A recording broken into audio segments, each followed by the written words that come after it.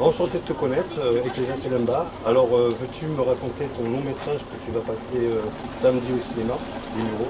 Alors, ouais, merci Vincent, merci à tous les téléspectateurs qui suivront cette vidéo. Donc moi je me présente, c'est Eklésia Stolemba, cinéaste franco-congolais ayant grandi au Muro. Donc mon film passera vendredi. Donc c'est vrai que le festival débute le 29 mars jusqu'au dimanche 3 avril inclus. Donc il y aura également des films qui seront projetés le samedi. Mais moi en ce qui me concerne, il y aura la projection de mon long métrage Welcome to Montréal qui a été tourné au Canada.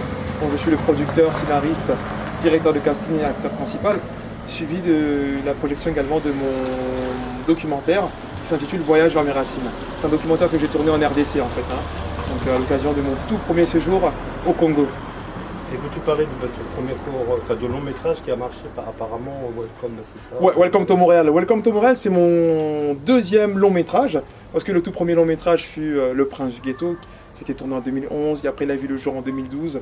Donc le deuxième long métrage s'intitule Welcome to Montréal.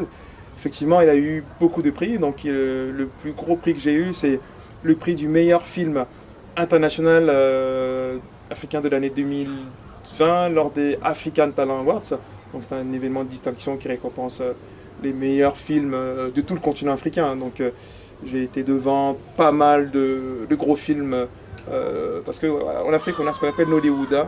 Donc il y a Hollywood, Nollywood en Afrique et puis Bollywood en Inde. Donc mon film a été devant des grosses productions nollywoodiennes.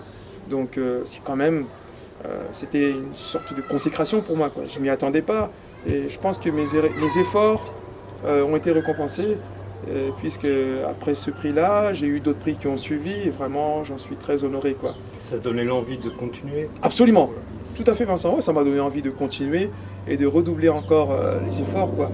Et surtout que au Muro, il n'y a pas encore de cinéastes qui ont atteint une telle dimension comme je l'ai atteint, surtout à mon jeune âge, quoi. Parce que je suis allé au Canada à 19 ans, j'ai tourné mon premier film à 19 ans en tant que producteur, scénariste, acteur principal, directeur de casting. C'est quelque chose qu'on n'avait jamais encore vu en France, quoi. Et ça a suscité beaucoup d'espoir, parce qu'aujourd'hui, on est en 2022, 10 ans après 2012, lorsque j'avais sorti le premier film, il y a des jeunes qui essayent, qui me disent que ouais, t'es pour nous un exemple, tu es une source d'inspiration. Je leur dis ben, merci et j'espère qu'ils pourront suivre mon exemple, quoi. Et vraiment, c'est quand même, je trouve que c'est quand même très très, c'est une fierté quand même, c'est une fierté pour moi. Dire quoi aux jeunes des Mureaux qui veulent se lancer dans le cinéma, dans la vidéoproduction et Ouais. quels conseils tu pourrais leur donner Ben, j'aimerais dire aux jeunes des Mureaux, aux Muriotins, et puis pas spécialement seulement aux Muriotins, aux jeunes de banlieue, de croire en leurs rêves. C'est vrai que malheureusement, j'ai envie de dire que c'est très difficile lorsqu'on vient de banlieue de se tailler un nom dans le monde du cinéma. Mais c'est possible. Mais c'est possible. On a vu pas mal d'acteurs qui ont réussi à se faire un nom. Je fais référence à notre voisin Yves Lénois de Trappes, Omar Sy. Omar Sy, il y en a aussi plein d'autres à Trappes, comme Jamel Debbouze, et j'en passe. Mais Omar Sy, c'est un bel exemple, c'est vraiment un exemple de persévérance. Et je pense que avec du cran, de la volonté et aussi du courage et l'audace, et il faut aussi avoir vraiment, il faut qu'il y ait la passion qui suit, parce qu'il faut être vraiment prêt il faut être prêt aux échecs aussi. C'est-à-dire que par exemple, je prends l'exemple de mon tout premier film, j'ai pas eu de retour au niveau commercial, mais je me dis que ça m'a quand même apporté une certaine visibilité auquel je m'y attendais pas. Parce qu'à ce jour, Le Prince du Ghetto, mon tout premier film, est devenu le film canadien gangster indépendant le plus visionné sur YouTube.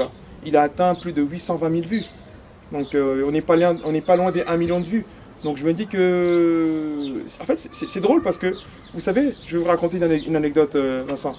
Tout à l'heure, j'étais à la Vigne Blanche, en train d'aller rencontrer certains gars, des personnes que j'ai connues, des personnes qui me reconnaissent. Et quand j'ai distribué une tract à un jeune comme ça, je me présentais, il me dit mais ouais, ta tête me dit quelque chose et tout. Je dis, ouais, moi je suis Ecclesiastes Limba. Ah, c'est toi qui fais des films au Canada? Et tout, ouais, ouais, c'est moi. Après, je lui ai demandé, est-ce que tu as vu Le Prince du Ghetto? Ouais, Le Prince du Ghetto, ouais, j'ai vu ce film-là et tout. Mais après, je lui ai dit, ben, c'est moi Nick Wilson qui joue dans Le Prince du Ghetto. Non, c'est vrai, c'est toi. Je fais, c'est moi et tout. Donc il savait que j'étais. Parce que, vous savez, les bouche à oreille, ça circule vite dans la ville des Mureaux, comme partout d'ailleurs.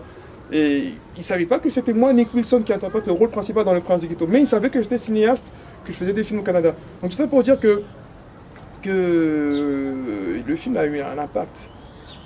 Enfin, un impact, pardon. Même à l'époque, Un impact, c'était ouais. pas le plus grand impact que tu as fait, mais ça a fait quand même un grand impact. Tout à fait, Avec- ouais. Ouais, au-delà des frontières canadiennes, quoi, parce qu'en France, les gens ont pu suivre ce Et film-là. Netflix. Netflix, alors j'ai pas pu le passer sur Netflix, Le Prince du Ghetto, pour la simple et bonne raison que lorsqu'il était sorti à l'époque, je l'avais sorti sur une plateforme qui s'appelle Filmo TV. Filmo TV, c'est une plateforme qu'on retrouve, je sais pas si vous connaissez Filmo TV. Filmo TV, c'est une plateforme digitale, hein, telle que je pourrais dire Amazon, Netflix, donc qui existait à l'époque en 2013. Et mon film, Le Prince du Ghetto, était sorti au cinéma, bien évidemment. Hein. D'ailleurs, il y a beaucoup d'élus de la ville des Mureaux qui étaient venus à l'époque le voir, le Prince du Ghetto au cinéma. Et puis j'avais passé aussi à Montréal, au cinéma à Montréal, à Québec, mais aussi au cinéma UGC de Bruxelles, UGC de Brocaire à Bruxelles, qui était passé aussi au cinéma. Et puis après j'avais sorti sur Filmo TV, la plateforme, en ligne.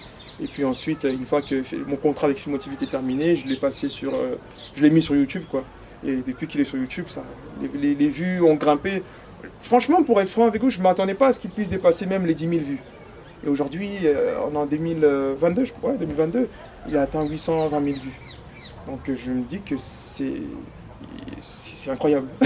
Et pour le prochain film qui va passer là au cinéma, Voyage à mes racines, t'as envie de dire quoi aux Muriotins ou même à Alors, tous les Illinois pour venir au cinéma ouais. les Voyage à mes racines, c'est mon documentaire qui a été tourné en RDC. J'invite les Muriotins, Muriotines, les Yvelinois, Yvelinoises, les Franciliens, hein, parce que il faut que ça attire le maximum de personnes de la région Île-de-France à venir. C'est la première édition, je tiens à préciser, première édition du Festival du film francophone pour la jeunesse.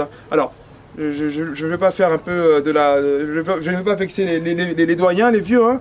On est jeunes de 7 à 77 ans, donc vous soyez sans sûr que vous êtes jeunes. Parce que je pense qu'il y a des personnes qui ont atteint un âge un peu avancé, ils vont se dire qu'on n'est pas jeune, on est vieux. Mais sachez que vous êtes jeunes de 7 à 77 ans, donc vous faites partie de la jeunesse. Donc, donc ils sont les bienvenus à venir donc pour voir mon documentaire Voyage à mes racines, parce que je tiens à préciser que je suis né et grandi en France. Je n'avais jamais été au Congo. Je suis parti pour la première fois au Congo au mois de juillet 2021, pour la toute première fois.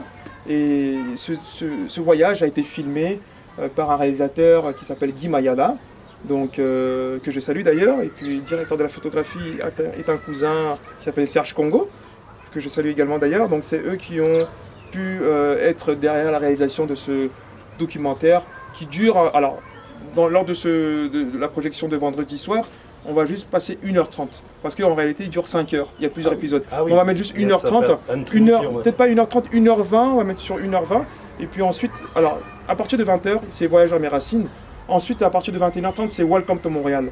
Donc je pense que les gens ne vont pas s'ennuyer, parce que Welcome to Montréal, ça envoie du lourd. Hein. C'est vraiment un film d'action, comédie policière d'action, donc je pense que les cinéphiles qui ont connu Flic de Beverly Hills, Rochefort, Jump Street, tous ces films d'action, comédie policière, ils vont se retrouver dans ce film-là.